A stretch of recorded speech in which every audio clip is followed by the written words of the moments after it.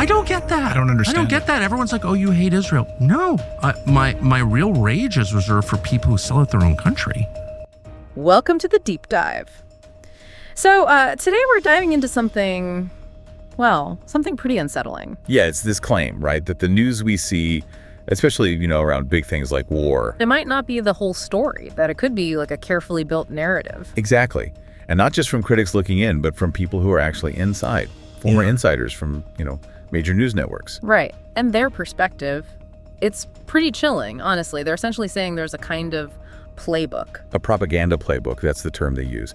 They argue corporate media uses this formula almost to build public support for military interventions. So our mission today really is to unpack that, to look at these claims, figure out what might be driving this alleged manipulation.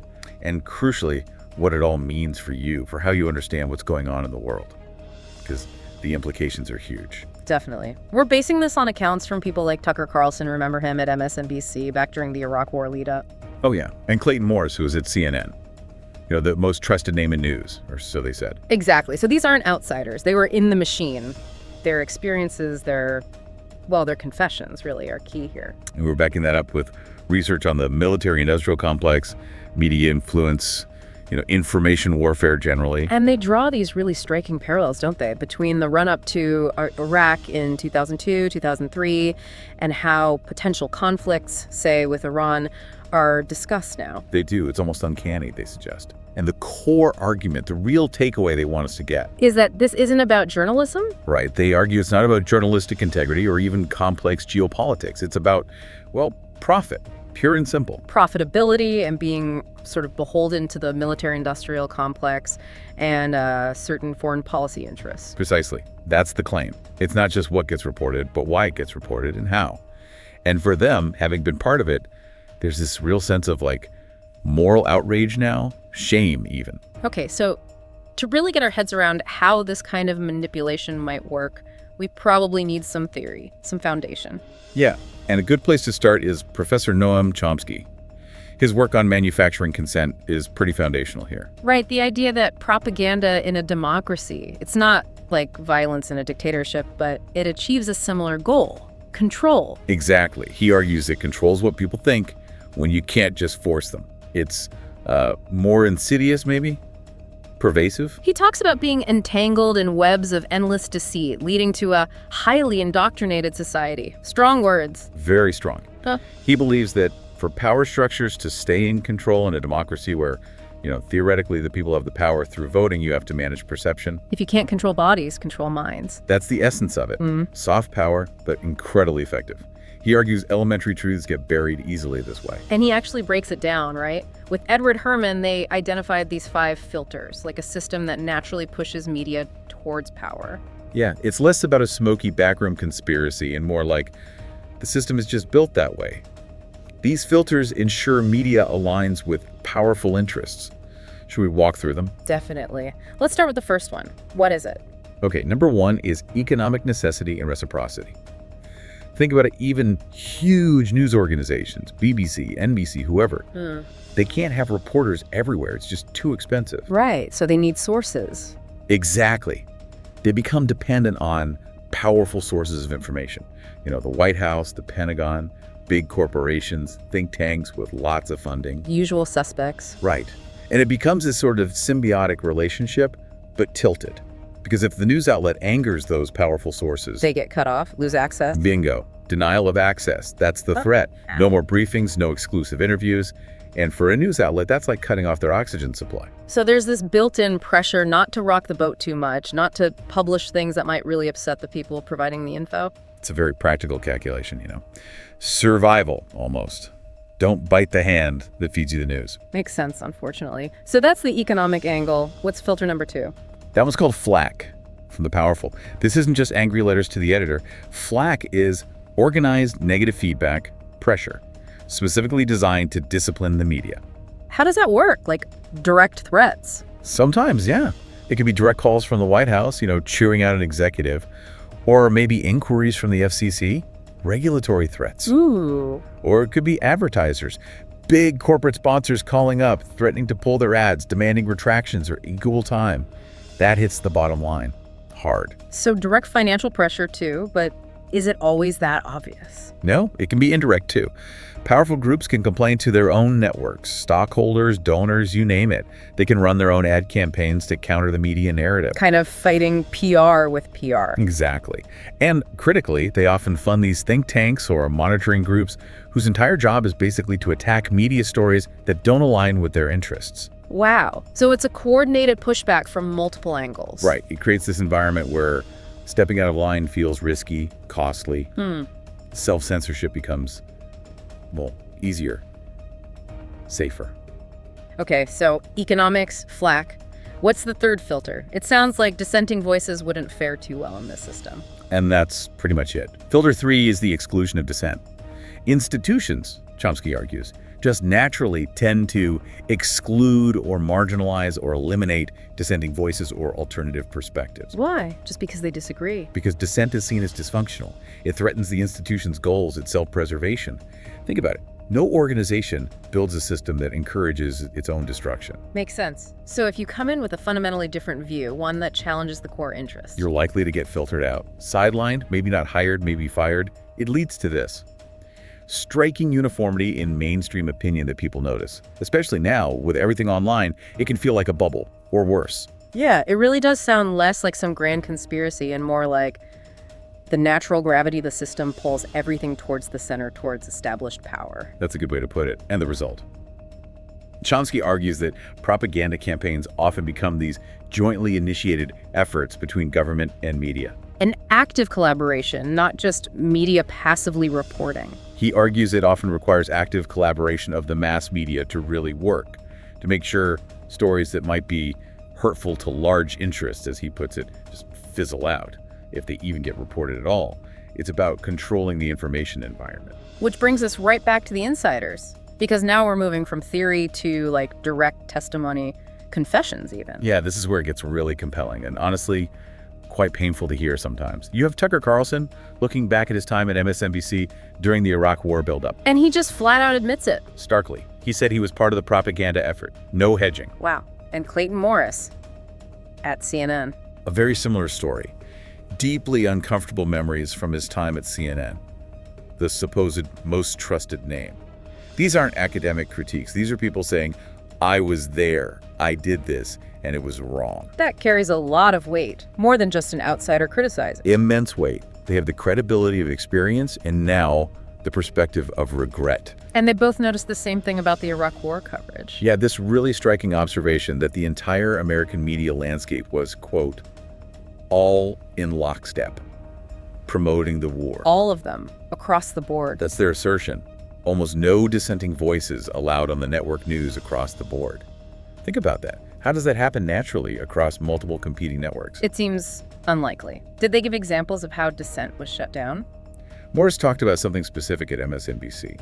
He described what he called their alleged 2-for-1 booking plan. 2 for 1, meaning? Meaning, allegedly, for every one anti-war voice they booked, they were required to book 2 pro-war voices. So stacking the deck, basically, ensuring the pro-war side always had the majority voice. Exactly. It goes way beyond just editorial bias. If true, it suggests a systematic, engineered suppression of opposing views, creating this illusion of overwhelming support for the war. And the way Morris talks about it now, the stakes feel incredibly high to him. Oh, absolutely.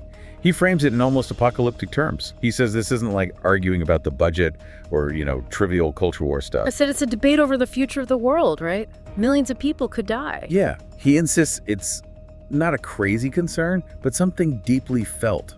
Based on what he saw happen before, there's this profound moral urgency in what they're saying now. That personal outrage, the shame they express, it makes it really hit home. It's not just politics, it's about lives. It's about a sense of betrayal, I think. Betrayal of journalistic principles, betrayal of the public trust, leading to, catastrophic consequences, actual death and destruction. And why? Why would networks allegedly do this? What's the core reason they give? Bottom line, according to both Carlson and Morris, profit. It's so incredibly profitable. Pushing war coverage, especially with that intensity and uniformity, was apparently just good business. Which loops right back to Chomsky's economic filters, the profit motive driving the narrative. Exactly. It connects the theory to the alleged real-world practice, straight from the mouths of people who are inside. Okay, so let's follow that money. Because if profit is the driver, we need to look at who profits from war, which inevitably brings us to the military-industrial complex, the MIC. Right. It's a broad term, but it refers to that powerful network defense contractors, lobbyists, parts of the government, think tanks that all benefit financially from high levels of military spending and, well, conflict. Their interests inherently align with more spending, more military action. Almost by definition. And the scale, especially in the U.S., is just staggering. The U.S. arms industry is easily the largest in the world. Give us some numbers. How big are we talking? Get this. 42 of the world's top 100 defense companies are American. In 2018 alone, U.S. companies accounted for 57% of all global arms sales. That was $226.6 billion. Billion with a B. Yep, and most of those sales, they're to the U.S. government itself. So the defense industry is a massive consumer of your tax dollars. And that doesn't even count other perks, right? Like tax breaks or free land. Exactly. Those just add to it. Just one example. Back in 2017, General Dynamics, and they were only the 5th largest U.S. defense firm, then got over $15 billion in U.S. government contracts. Just them. That single company received 3% of all public money paid to government contractors that year. It's like a built-in economic engine that just keeps running on government money. A self-perpetuating one, yeah. So massive industry, deeply tied to government funding. How does that translate into actual influence, into potentially corruption? Well, one key mechanism, often hidden from view, is something called defense offsets. Offsets, what are those? They're these weird side deals, basically. When a foreign government buys weapons from, say, a U.S. company, the contract often includes these offsets, promises of investment or technology transfer or other sweeteners back to the buying country. So like a kickback almost. Sort of. American companies make dozens of these deals every year, worth billions, maybe $3 to $7 billion annually in these kinds of obligations. It's not small change. And are these deals public? Can we see what's being promised? No. Far from it. They're notoriously opaque. Countries like Saudi Arabia or the UAE, they require these offsets but keep the details completely secret. Who benefits? What's the deal structure? All hidden. That sounds like a recipe for trouble. Secrecy plus huge amounts of money. It raises huge red flags for corruption, absolutely. There was one specific example that came out, an alleged offset deal, where cash from U.S. arms contracts went to the UAE government, who then supposedly funneled it through a local think tank to an American think tank, whose job was then to push for looser drone export rules to the UAE. Wow, that's intricate. A whole money trail designed to influence U.S. policy, hidden inside an arms deal.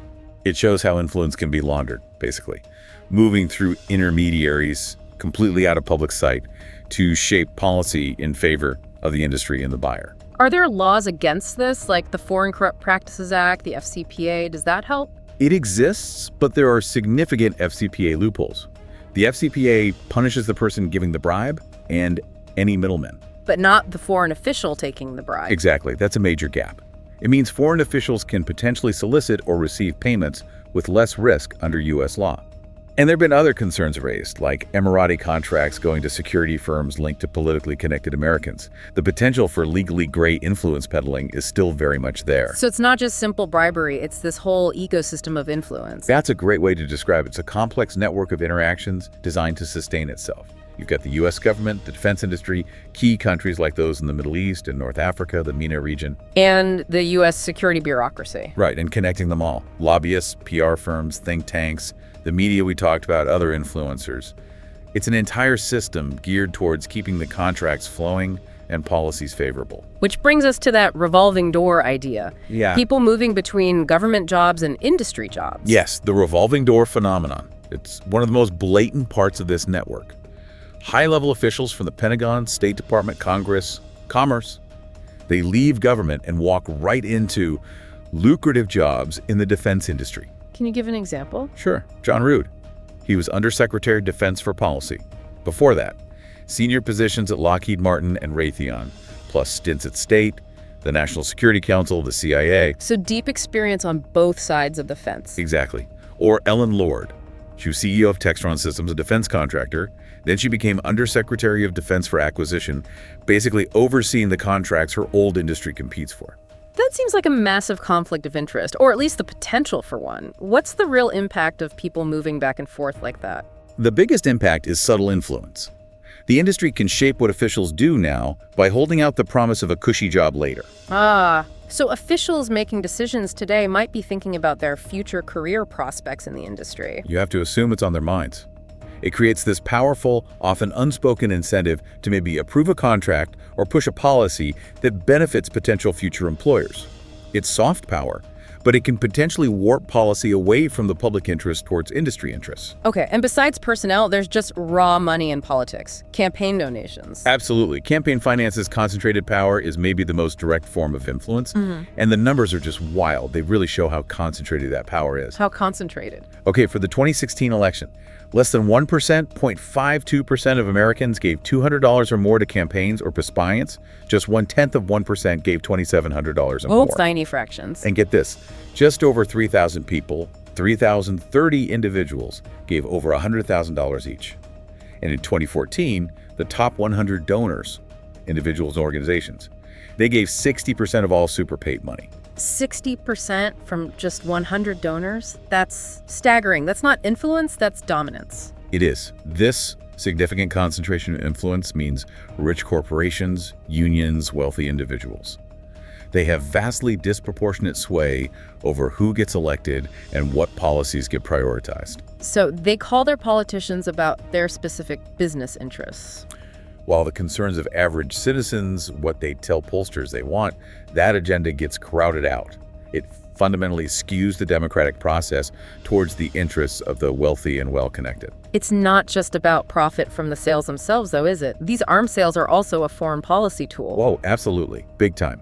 Beyond the money, arms sales give the U.S. significant leverage over the behavior and foreign policies of its clients. It's a tool. How so? It gives policymakers flexibility. They can ratchet up or down support for different countries based on their behavior. These deals can be huge or small, public or secret, and they often get way less congressional scrutiny than other defense spending. So the president or State Department can use them more discreetly? Very much so, especially with countries that heavily depend on U.S. weapons. It keeps them aligned, theoretically, with U.S. interests. Kind of like those train and equip programs, supporting allies without sending U.S. troops. Exactly that model. You provide the weapons, the training, maybe intel support, but no American boots on the ground in combat. It helps keep allies in your orbit, less likely to drift towards, say, Russia or China. It's a strategic tool. And presidents themselves push these deals, like acting as salesmen. Sometimes quite openly. Remember President Trump after meeting with the Saudi Crown Prince, Mohammed bin Salman, and Jared Kushner? Vaguely. What did he say? He explicitly said he hoped Saudi Arabia would give its wealth to the U.S. in the form of jobs, in the form of the purchase of the finest military equipment anywhere in the world. Wow. Just straight up saying, buy our weapons, give us jobs. Pretty much sums up the direct link between presidential advocacy, economic benefits, and the defense industry. Hard to ignore that. Given all this, the money, the influence, the revolving door, it makes sense why anti-war voices might get drowned out. Or worse, attacked. Yeah, that brings us to the uniparty consensus idea and how dissent gets suppressed. It's a critical piece, and it connects back to that moral outrage the insiders expressed. How does it work? How is dissent stifled? When this consensus forms that intervention is needed, or spending needs to go up, anyone who questions it isn't just debated on policy. They often get labeled. Unpatriotic is the classic So it becomes a moral failing, not a policy disagreement. Exactly. You're painted as disloyal, maybe naive, maybe even actively harmful to the country. It's a tactic to shut down debate by attacking the person, not the argument. We saw that play out recently, didn't we? With Congressman Thomas Massie. A perfect, very recent example. President Trump went on Truth Social, huge rant, calling Massie non-MAGA, basically a traitor to the cause, just because Massie questioned a foreign aid bill. Just for questioning it. Yep. Direct public shaming to enforce the line. But didn't that backfire a bit? I remember seeing a lot of pushback online. It did, interestingly. There was an unbelievable ratio, as people say, of negative comments aimed back at Trump for that attack. It suggests maybe, just maybe, a growing number of people are tired of that tactic. And Carlson weighed in on that too, didn't he? He did, very strongly. He said something like, to accuse Massie of having evil motives is really dark and says much more about the accuser than the accused. Pointing out the ethical dimension, that questioning war shouldn't be seen as evil. Right. It highlights the moral stakes when genuine dissent gets smeared like that. Maybe the public is getting wise to it. So this control isn't just the media narrative itself, but also controlling the response to alternative narratives, which sounds like it fits into this broader concept of cognitive warfare. It absolutely does. Cognitive warfare is kind of the next level of information control. It's defined as the deliberate use of information through digital and traditional means, often by unidentified actors, to destabilize or influence how people think and behave. Not just what they think, but their actual cognitive processes. Yeah. Both in war and peace. That sounds deeply manipulative, changing how people process reality. It's a chilling concept. Yeah. And it aligns with how countries like China and Russia apparently view information warfare influencing cognition and behavior is the goal across all domains all the time. And manipulating media for strategic goals. That's not exactly new, is it? The CIA has a history there. A long and pretty disturbing history, yeah. CIA's historical media manipulation is well documented. Back in the Cold War, CIA Director Allen Dulles actively set out to recruit journalists and use news organizations as cover. Why journalists? They were perfect cover. Dulles supposedly said one journalist is worth 20 agents. They have access, they can ask questions. It was ideal for intelligence gathering and influence operations. Okay, but were the news organizations themselves aware of this? Were they complicit? That's the really shocking part. Evidence suggests, yes, many were. Former CIA Director William Colby flat out said, let's go to the managements. They were witting, aware, and cooperative. Wittingly allowing spies to operate under journalistic cover. Apparently so. Maybe 25 major news organizations allegedly provided cover. It was seen by some, perhaps, as a patriotic duty during the Cold War, but it fundamentally blurred the line between news and propaganda, journalism, and espionage. And they didn't just gather information, they spread disinformation too, that blowback thing. Yes, intentional disinformation or blowback was part of the playbook, deliberately planting false stories in foreign media, hoping they'd eventually get picked up by U.S. media and influence the American public. Can you give an example? A really grim one involved the CIA allegedly fabricating a story about Cuban soldiers raping Angolan women. A total lie spread to discredit Cuba during a conflict. And sometimes they'd even play a double whammy, plant fake documents, that accused the Soviets of spreading fake documents. Yeah. It was pure manipulation, using deception as a tool, exactly like Edward Bernays talked about with his unseen mechanism for shaping public opinion. Okay, so if that was happening decades ago with newspapers and networks, what about social media today? That feels like manipulation on steroids. It's a whole new ballgame. And yes, the potential for manipulation is exponentially higher. Social media isn't just for fun anymore. It's core infrastructure for communication, for news, for everything. And the algorithms, they're designed to keep us hooked, right? Absolutely. They are specifically designed to influence users and their behavior. They use psychology, neuroscience, all aimed at capturing attention, triggering emotions, keeping you scrolling. That escalation to extreme content people talk about, that's intentional. It's often not a bug, it's a feature. Extreme content often gets more engagement, more clicks, shares, comments, so the algorithms learn to promote it because engagement's the metric they optimize for. Truth or nuance often take a back seat. And that leads directly to those echo chambers, right? Where you only see stuff you already agree with. Precisely. Social media algorithms create these artificially created echo chambers. You get fed more and more of the same viewpoint until, like the source says, it becomes your life. Which makes it harder to understand other perspectives and increases polarization. Hugely. It can seriously damage political discourse, make compromise impossible, and some argue it's genuinely harmful to the fabric of society, potentially ruining the USA by driving us further apart. What about stopping bad information, misinformation, disinformation? Are the platforms doing enough? Critics argue, generally, no. They often take only small steps, usually after the false information has already spread widely and done damage. Yeah. It's often reactive, not proactive. And our own psychology plays into it too, wanting to belong to our group. That's a huge factor. The human need for group acceptance is incredibly powerful. If you're faced with believing something questionable like a conspiracy theory or being kicked out of your online tribe, Most people will choose belonging, even if it means accepting falsehoods. it's a known vulnerability. And these platforms, intentionally or not, exploit that need, making people susceptible to groupthink and misinformation. This whole model gathering data, using algorithms to influence behavior for profit, that sounds like surveillance capitalism. That's exactly what it is. Surveillance capitalism is the term Shoshana Zuboff coined.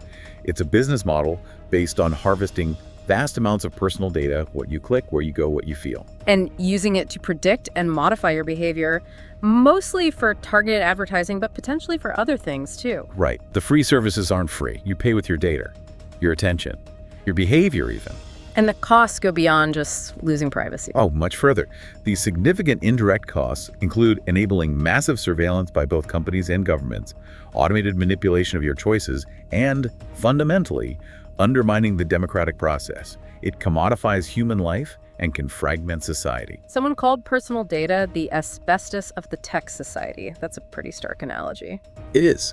The idea is that it's toxic, there's no safe threshold for exposure, and we're only beginning to understand the long-term damage it might cause, even though it seems useful now. And this concentration of data leads to a concentration of power. That's the core fear. Yeah. Whoever has the most personal data will dominate society. It creates huge power imbalances, posing a massive threat to democracy and individual freedom. And now, artificial intelligence, AI. How does that fit into this picture of information control? It seems like it can amplify everything. Exponentially. AI raises huge questions. Job displacement as automation takes over, increasing inequality. Those are massive societal shifts. And the potential for manipulation using AI. Even greater. Think about AI generating deep fakes, or hyper-personalized propaganda, or controlling information flows in even more sophisticated ways. Plus, there's the worry about an AI regulation winter. Meaning? A situation where the push for regulation gets stalled or weakened, essentially prioritizing corporate profit and power over public safety and ethical concerns. And things like AI-funded universal basic income, UBI, could that just be a Band-Aid? That's the concern, that it might just mask deeper systemic inequities caused by AI disruption, rather than actually solving the underlying problems of power concentration and control. It's a huge unfolding challenge. Okay, wow. We've covered a lot, from insider accounts of media propaganda to Chomsky's filters, the MIC's influence, cognitive warfare, surveillance capitalism, AI. So let's bring it back. What does this all mean for you, the listener? How does this actually affect your life? It affects everything, really. These aren't just abstract ideas. They shape the news you see, the social media feeds you scroll through, your understanding of hugely important events like war and peace. So the information you consume, your perception of reality, is potentially being shaped by these forces, profit motives, political agendas, algorithmic manipulation. Exactly. The narratives you encounter aren't necessarily neutral or objective. They are often crafted, consciously or unconsciously, by these systems we've been talking about, designed to lead you to certain conclusions. And this whole manufacturing consent process, the influence of money, the information control, it's not just academic. It actively undermines what ordinary people might actually want, right? It pushes agendas like war. While maybe ignoring or downplaying huge domestic problems. Remember, the insiders discussed about homelessness, drug deaths being ignored while foreign adventures are promoted. That's part of it, diverting attention and resources. Which puts a huge responsibility back on us, doesn't it, as consumers of information? Absolutely crucial. You have to be a critical consumer. You need to understand how these mechanisms work so you can navigate the information landscape more consciously. So you can, as a source material suggests, shape your own experience instead of just being passively shaped by it. Be vigilant, question things, look for different sources. Exactly. And remember Chomsky's point, the system isn't totally sealed. There are cracks. There are journalists with integrity. He said it only takes one or two people that think they have integrity as journalists to give you some good press. Right. So there's always potential for truth to get out. But you, the citizen, have to be actively looking for it, supporting it, demanding it. Apathy is, well, it's dangerous, especially when the stakes are this high. So we've gone deep today. We've heard these disturbing allegations from media insiders about a propaganda playbook for war. We looked at the theory behind it, the powerful financial incentives of the military-industrial complex, the history of information control, and how modern tech like social media and AI are making it even more pervasive. It's a complex web connecting media, money, and power, often pushing narratives that lead towards conflict while maybe ignoring problems at home.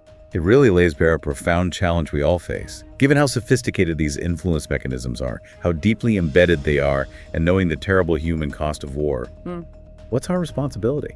What's your responsibility as someone trying to stay informed? That's the final question, isn't it? What do you do? How do you push back against manufactured consent? How do you actively seek out those diverse perspectives? Question the dominant stories you're told, and demand real accountability from the media, from politicians, from these powerful institutions. In a world saturated with spin and driven by profit, what actions can you take, big or small, to help ensure that truth and maybe even peace have a fighting chance? Something to really think about.